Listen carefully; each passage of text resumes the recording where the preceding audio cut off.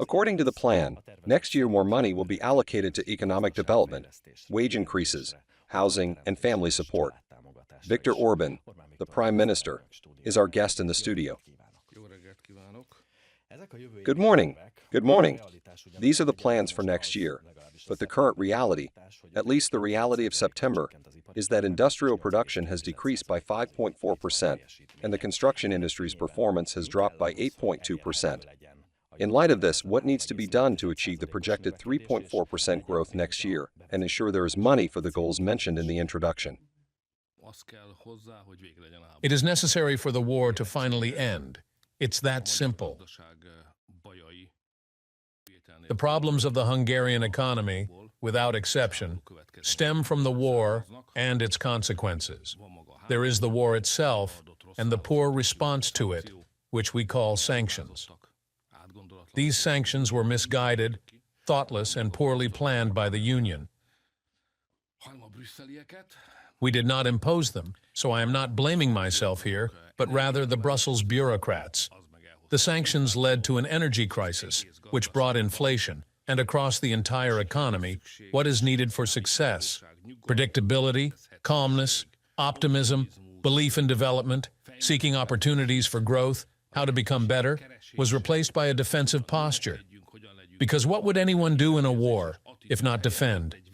Businesses thought it was good enough if things didn't get worse, that they didn't lose what they already had, or that their market position didn't deteriorate. The way of thinking changed, and so did the mood regarding future planning. We have been living in this environment for the past 3 years, 2022, 2023, and 2024. And if we cannot put an end to this, then no matter what measures we try, the soul, the vitality, the hope, the optimism, the planning for the future will not return to the economy. Without this, even if the financial numbers look good or opportunities open up, the economy is run by people, by capital owners, entrepreneurs, and workers who see the value in working harder. If they don't believe in what they're doing, if they are satisfied with what they have and take on a hedgehog-like behavior, and if they see the entire world acting this way, there will be no economic development. So in order to be successful again, we must end the war. Of course, human and Christian perspectives have also led me to say every day for the past 3 years that we must end the war, because after all, thousands, even hundreds of thousands of people are dying, losing their health, and every day thousands of orphans are added to the populations of Ukraine and Russia, with widows suffering blood and sadness everywhere. So this is, of course, the most important argument against the war. But there is another argument, a Hungarian argument, which is that for us, this war is a curse from God when it comes to our pockets, our economy, our income, and our standard of living. That's why it's good if we can end it as soon as possible. I have worked on this, and Hungarian diplomacy has done what it could. With the resources we have, with the power we could muster, we achieved what was possible, and we took on all kinds of risks, sometimes bringing down others' anger on our own heads. But we needed a key player who was strong enough not just to want peace, but also to bring it about. That's why the American election was so important. This connects to the budget because we had to consider the budget in 2 ways, whether there will be a war or not, whether there will be peace or not. For various reasons, I have been pretty sure for a long time, as much as one can be sure in an election, that based on all human calculations, I could be sure that President Trump would return, and that's why we have a very well thought-out peace budget. We also had all the important calculations for the war scenario. I'd rather not even discuss those because I don't want to give Hungarian listeners a heart attack thinking about what 2025 would look like if it were based on the continuation of the war. Instead, we worked out a peace budget, which we submitted, and which will be discussed by the Parliament. And what you quoted from the budget, that there will be strong development, that's something that such a technical language can convey. It's not something people enjoy talking about in a boring way, but the budget is a prosaic genre. You have to speak cautiously here. It's written by financial experts. But in reality, I would have liked to see words like fantastic, great, unprecedented, because in 2025, truly remarkable things will happen in Hungary that have never happened before, and there's no reason not to use the word fantastic to describe them.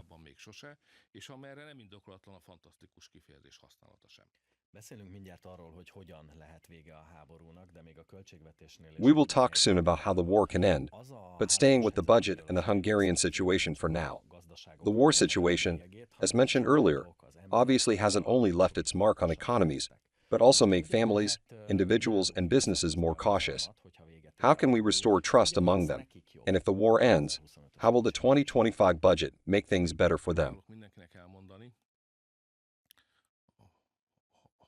What I'm trying to explain to everyone is that this budget is the budget of a new economic policy. So we are truly closing a chapter. This difficult, tough survival mode, suffering. Let's just somehow get through this era, and we are opening up perspectives, hope, and opportunities, focusing mainly on the smallest players, that is families, because we are doubling the family tax allowance. On the other hand, we are in serious wage negotiations with employers and trade unions because we want to raise wages, as inflation in recent times has meant price increases. The only help a government can offer people against price hikes is to create the opportunity for them to earn more, because prices become more bearable when people earn more. That's why it's very important that we set a very high, very ambitious multi-year goal to achieve an average income of 1 million forints in Hungary. Housing is the next big package or action plan, a set of measures aimed at making home ownership and housing costs affordable in Hungary. This is why we are trying things that have never been done before. I have great hopes for this.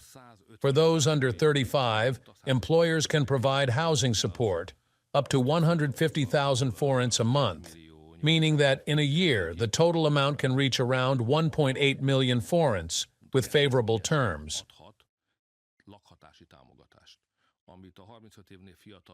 This support can be used by employees for rental payments, or if they purchase their own home, for their mortgage payments.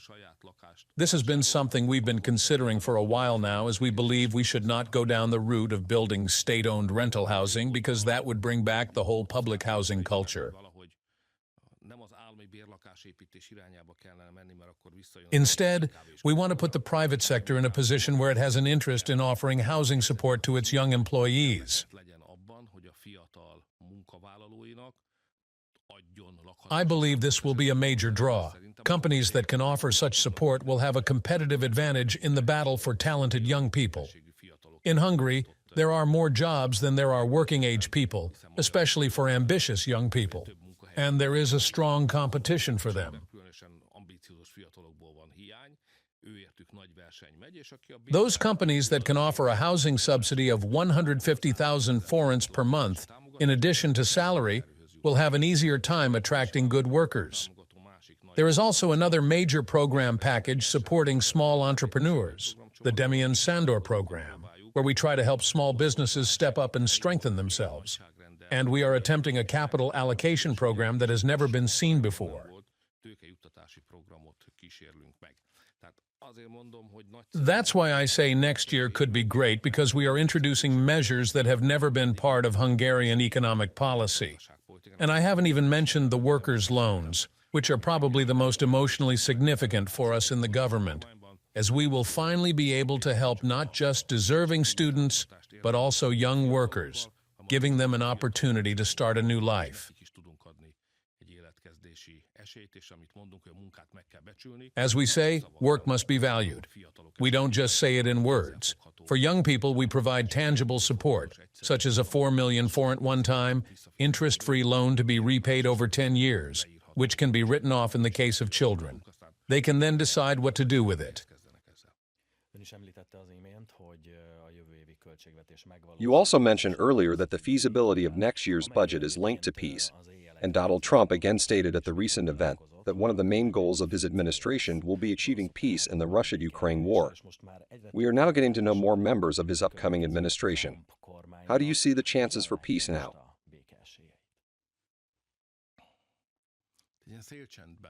We are in a lull right now. The boat has been sailing with the wind behind it.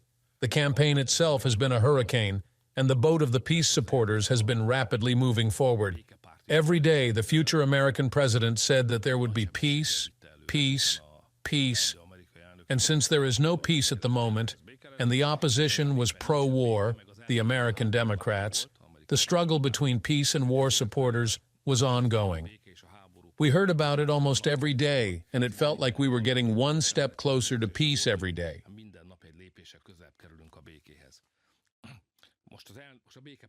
Now the peace-oriented presidential candidate has won, and we are waiting for peace. However, we are in a period of calm, because the new president will take office on January 20th. I see there is a debate in America, which is not my place to judge, but their constitutional system has this oddity where the president is elected in November and then takes office on January 20th.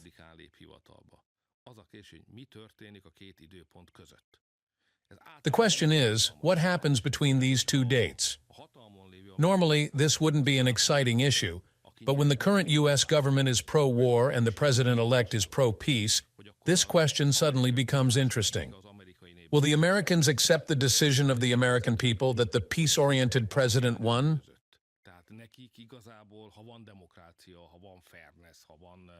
So if there is democracy, fairness, equity, and honor, then the current government should not escalate its war actions or commitments. Instead, they should give the new peace-oriented president the opportunity to implement their program as smoothly as possible, since America has chosen this program. The person who was elected is also in a strange situation. They are not yet president. Taking action before officially becoming president is, according to Americans, a risky thing to do.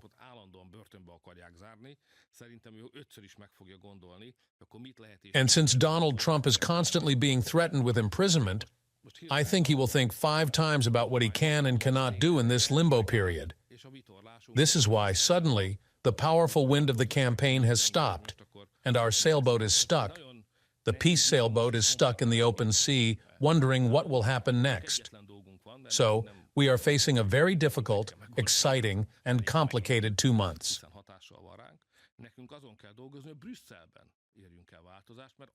Our only task is not to solve America's problems. It is enough for us to understand them as they affect us.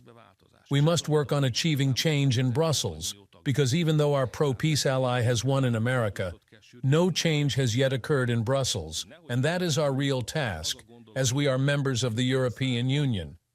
So we must constantly push for a pro-peace shift in Brussels, so that the idea doesn't take root that we can continue this war without the Americans.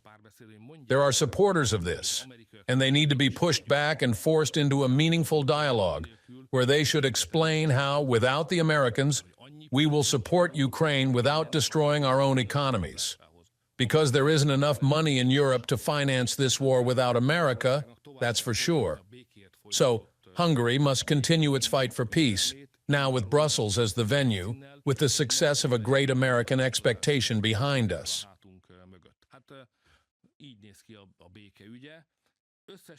This is what the issue of peace looks like. Overall, I see it as possible, and within the logic of governmental responsibility, to submit a pro-peace budget despite the open war versus peace battle in Brussels. It's also interesting, this European debate on the possible continued sole financing of the war, because yesterday, a fresh analysis was published on Portfolio, which indicated that if the EU were a U.S. state, it would be the 3rd poorest. This really highlights the competitiveness problems as well. Just last week, EU heads of state and government held talks in Budapest, and under the Hungarian presidency, they agreed on a competitiveness pact. When and what results could we expect from this package? I'll try to recall the exact numbers. About 10-15 years ago, the economic growth of the United States and Europe was on par, or moving ahead together. And if I look at the last 11 years or so, Europe's economy grew by about 15%, while America's grew by 65%, 15 versus 65. This means that the Americans have outpaced us. And I haven't even mentioned China and the emerging Asian economies, because they have rushed ahead at full speed, leaving Europe behind. Right now, I'm just talking about America, so they have left us behind. And since we belong to the same cultural circle and started from a similar level of development 11 or so years ago, we have to ask the question of what we are doing wrong. The Americans are doing something right, and this question must be answered. And therefore, someone is also responsible. After all, European economic policy is being directed by someone. There is a committee, and it has a president.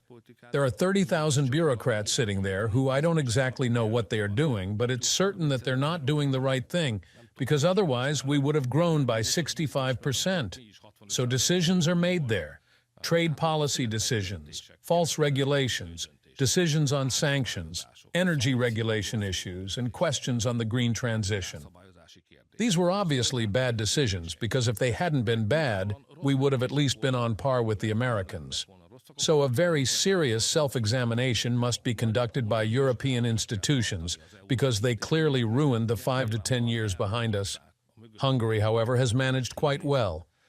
Hungarians who travel less to the West might not see as clearly as I do that we've managed quite well, because compared to other European countries, we've slowed down far less or fallen out of the growth rhythm.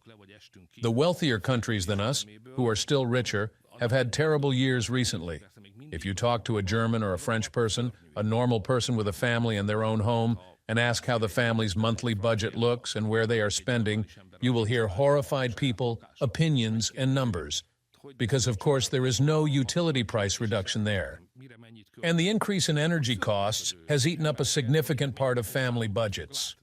Of course, they're still wealthier than us because they didn't have communism, and so on and so forth. They didn't have a planned economy. They didn't have the Soviet Union. They didn't have the Council for Mutual Economic Assistance, CMEA, so they have a historical advantage. But in comparison to themselves, everyone is complaining there, and there are understandable reasons for this. So what I want to say in response to your question is that there is no time. That's exactly what we don't have. President Macron said that if the European Union doesn't change its strategy in a matter of moments, it will die in 2 to 3 years, and he used this exact phrase. This, coming from the French president, who is from Europe's second-largest economy, sounds more than alarming. I say that if we don't make certain decisions in the next 6 months, if we can't push through certain decisions in Brussels, then we cannot prevent what the French president is talking about. That in 2 to 3 years, we'll be signing off, closing shop. What needs to be done in the next 6 months? First and foremost, we need to reduce energy prices. There is no competition where the Americans are paying 4 times less for electricity and gas than the Europeans, and we somehow win. It's not possible. We can't win this way. Whatever we do, no matter how many tricks we pull out of the hat, or pull a rabbit from the hat, we can't compensate for this competitive disadvantage. We will lose. So we definitely need to lower energy prices. This means we need to review the sanctions, because under such a sanctions policy, energy prices will not decrease. It will be painful for those who supported the sanctions, but not for us, because we will experience this as a victory. However, the other side will have to change, or else they will ruin the European economy. It's not easy. We must admit that a mistake was made earlier, and we must return to a logic that was previously rejected. So, this is not a simple political battle, but we must keep pressuring them constantly. We need to declare an anti-bureaucratic revolution, because the second biggest problem in the Union is the amount of idiotic regulations, unrealistic, unworkable rules that are killing the economy. In the next 6 months, we must achieve these 2 results. What are the chances of this happening? Because we are familiar with how the EU bureaucracy works, and it usually takes a long time for a piece of legislation or plan to reach the stage of practical implementation. It tends to take a longer time for everything. 30%, I think the chance is 30%. That's why it's very important that we don't wait for Brussels. I'm in favor of rebellion. We need to rebel. Wherever Brussels tries to impose something on us that is bad for Hungarian families, we simply have to resist and rebel, and not secretly or in a sneaky way, but openly and directly, just as we did with the migration issue. Our budget is an open rebellion. It includes utility price reductions. We're launching housing support programs and support programs for small businesses. If I remember correctly, in 2025, more than 300 new investments will begin. That's over 8 trillion forints of investment. We will also pay out 480 billion forints of that next year. So this year and the next, about 500 investments will be completed. We're starting huge railway investments, highway repairs, and new constructions. We are even building a university, and perhaps we'll finally be able to complete the Heinpal Children's Hospital. So, serious big things are being launched, which are in direct contrast. By the way, to look at this politically from last week's summit, many expected that it would serve as a kind of protest forum for those who disagree with Hungarian government policies. There were those who hinted that they wouldn't even show up. In contrast, we witnessed a unity among the EU institutions and the leaders of the member states that hasn't been seen in a long time. What could be the reason for this? The reason is Mario Draghi. So, I would gladly take credit for this achievement, for creating some kind of agreement, even if it only lasted for 2 days. But that's not the case. Hungary did contribute, but we didn't play the decisive role in this. The key factor was that the former president of the European Central Bank prepared a study for a Brussels audience about how the European economy is doing, and he presented it here in Budapest to the heads of governments and states. And it was so overwhelming, so staggering, that it leaves you speechless when you read it. What here, for some reason, the liberal press continuously tries to portray as a civilizational struggle. We shouldn't say that things are going badly in the West, because it is seen as an ideological issue, a view shared by a significant portion of Hungarian opinion shapers. If someone talks about the decline of the Western economy, in that moment, they are immediately labeled as some Eastern dictator. Therefore, there is no meaningful dialogue about this issue in Hungary. But as President Draghi described it, it's not just a decline, it's a crash. Europe is on a path that is equivalent to suicide. And this was so shocking to the European leaders because, although they usually speak about these matters in their own language, I always say that the language of Brussels politics is akin to the language of the French royal courts from the Middle Ages, where every courtier competed to say the most beautiful and flattering things about the king. That's how Brussels is structured today. We meet, and the competition, of course, we Hungarians are excluded from this because it doesn't sit well with us, but the others compete to come up with the softest, silkiest, most melodic songs about European unity, European values, and European institutions like modern-day courtiers, instead of facing the real problems.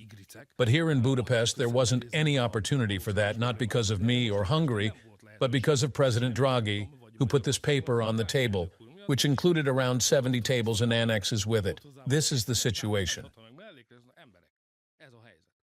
I think this created the atmosphere, the moment when everyone agreed that if this is indeed the situation, and it is being stated by Mario Draghi, a respected former central bank governor within the EU, then it must be taken seriously. Decisions need to be made, and the path to implementing them must be started. This is how the Budapest Consensus and the Budapest Declaration on Competitiveness were formed, which we unexpectedly managed to get approved by all member states without issue. We have more time, but let's touch on another topic. There is currently a national consultation underway regarding the new economic policy.